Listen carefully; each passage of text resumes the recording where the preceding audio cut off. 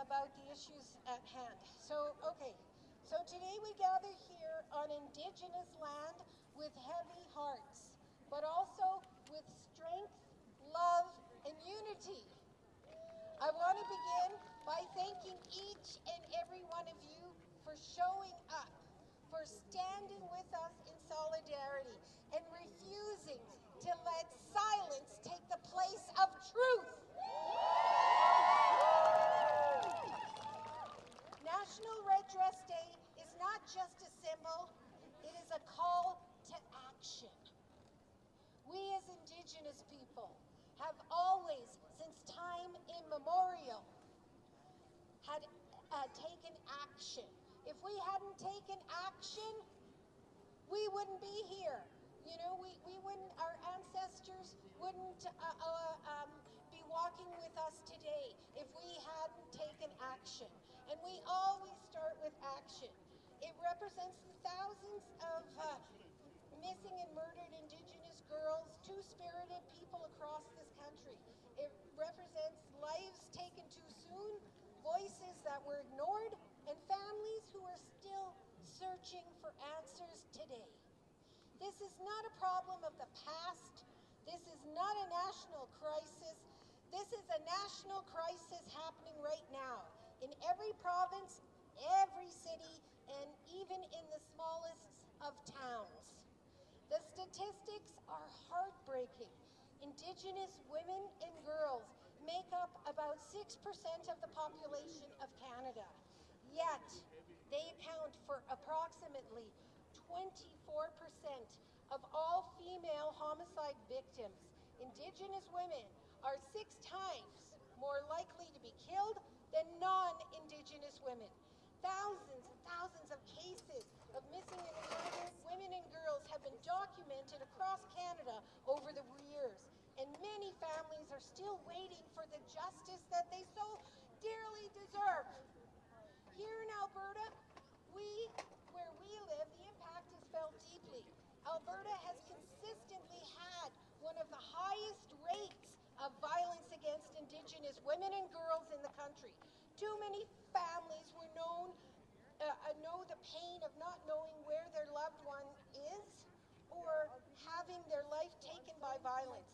This reality should never be accepted as normal. And yet, time and time again, the justice system has let down our brothers and sisters. Families have faced delayed investigations, lack of communication, and cases that were not taken seriously from the very beginning. Too often, Indigenous lives have not been given the same urgency and the same care or the same protection. This ongoing failure has deepened the pain and mistrust felt in our communities. And while this crisis continues, we are also seeing funding for initiatives meant to support families and to seek justice and being taken away. Programs that were meant to bring healing, awareness, and actions are being weakened when they are needed most. Our people deserve more, not less. Our families deserve answers. Our communities deserve safety. But today is also about remembrance and honor. We carry them in our hearts, in our stories, and in our actions. We honor them by speaking their names, by lifting each other up, and by continuing this fight for justice and change. We honor them in a good way, through love, through community, and through resilience.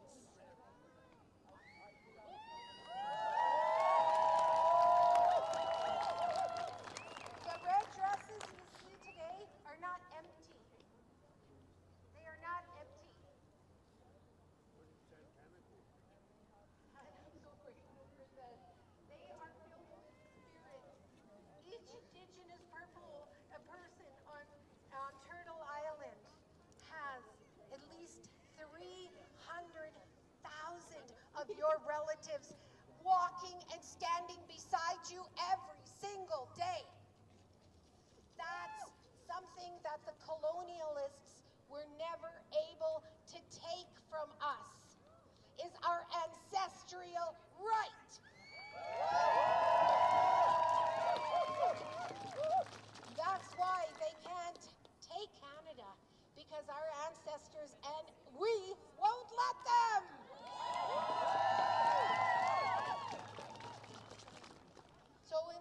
this crisis is still continues, we are also seeing, okay, I already went there, sorry.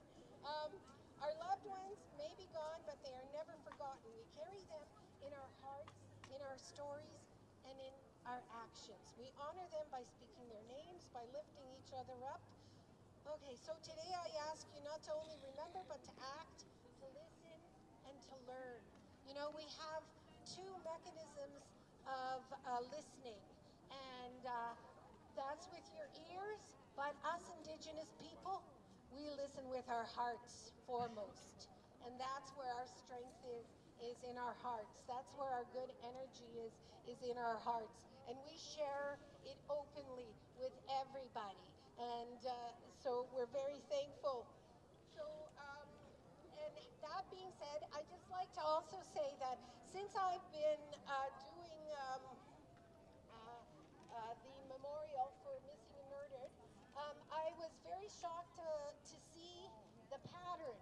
And unfortunately, it's a pattern that is in our capability of fixing. Because guess what? 87% of the cases of missing, of murdered Indigenous people come from our own people. We can't blame anybody else for murdering us. It's us. We're doing it. And we've got to stop doing it. Our ancestors have taught us this lesson way back when we were able to do powwows and get together. That's probably one of the reasons they outlawed it for a long time. But I'll tell you, there's a great, beautiful analogy that, so when we have a powwow, and everybody is dancing, and all of a sudden, a feather falls off somebody's regalia. Well, it's up to the stick man to stop the whole powwow. He gets the elder, they go and they pick up that fallen feather ever so gently. The elder puts tobacco down and prays over the feather, and then the elder and the stick man lift up the feather, take it off of the ground, and place it in a nice safe place for the owner to retrieve it after. So I believe that that's our ancestors teaching us that we must take care of each other. When we have fallen, we have to pick up that feather in a good way and give it the love and reverence. And we have to do that. You know, we're always complaining about racism and how, you know, we're being treated. Well, we have to show everybody else out there how we want to be treated by treating each other that way.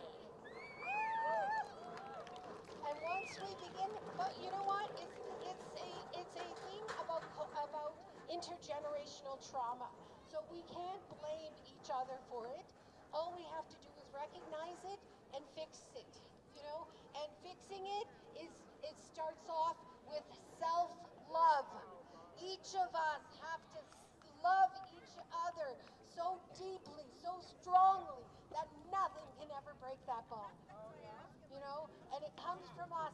That's within our realm to fix, and we can do it. We can do it.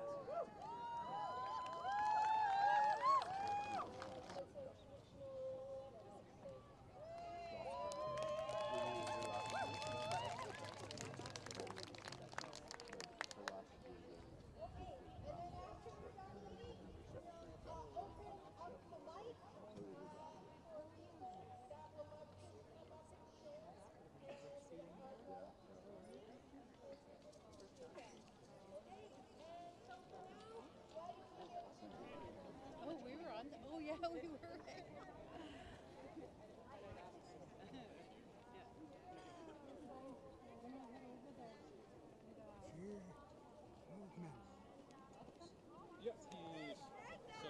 okay. Can I get a picture of you boys? There's Samuel Bird's Warriors right here.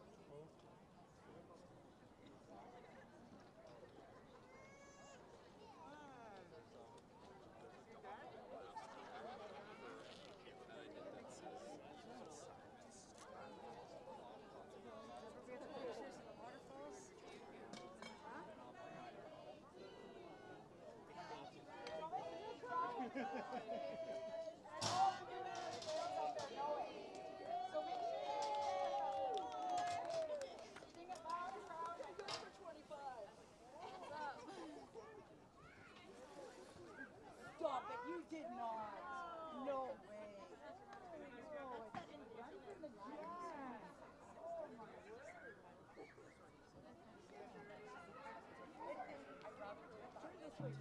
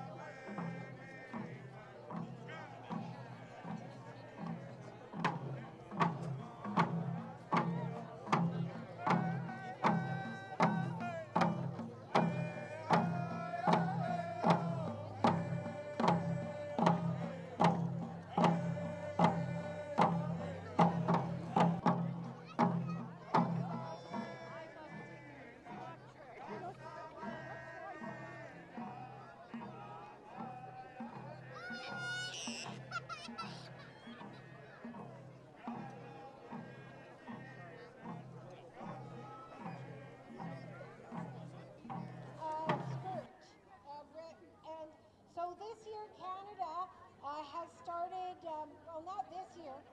Blake Desjardins went, 2 years ago to Ottawa to start their Red Dress Alert initiative. And right now, we only have the Red Dress Alert in Winnipeg. But I want to bring it here to Canada, or to Edmonton rather. And I would like the Bear Claw to head it up. And so I would like to one day see a symbol like this. You know, back in the day, we used to have block parent signs for people to go to a safe place. And if they saw a block parent sign, they knew that that person was a safe person.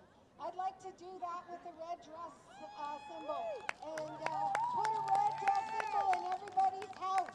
And if anybody needs help or anything, they can seek help at the person that has the red dress symbol. So that's hopefully will come to fruition because we have spoken it out loud today. I'm a believer in, you know, if you want something, you just have to put it out in the universe and take action. So we'll have another family come on up. We're her. Coming for treaty territory 1, all the way in 6, and I'm saying her name so everybody could hear it, everybody could support her. Hashtag her. Justice for Aisha Hudson. She was 16 years old and shot and killed by the Winnipeg police, along with these other people. There is no justice for Tina Fontaine. There is no justice for Colton Bushy. There is no justice for Barbara Kentners. There's no justice for Kyle M.W. Stoney. There's no justice for Kara Clark. There is no justice for Savannah Graywin. There is no justice for Pamela I'm sorry, I don't know how to pronounce that, but there's no justice for her either. There is no justice for justice for Cindy Gladue. There's no justice for Kelly Morso. There's no justice for Missy. There's no justice for Shannon Alexander. There's no justice for Sandra Johnson. There's no justice for Santana Greza. There's no justice for Serena McKay. There's no justice for Sonia. There's no justice for Amanda Burlett. There's no justice for Jennifer Catchaway. There's no justice for JJ Harper. Again, there is no justice for my little cousin, Aisha Hudson. And my friend, there is no justice for him either, Brandon Richard.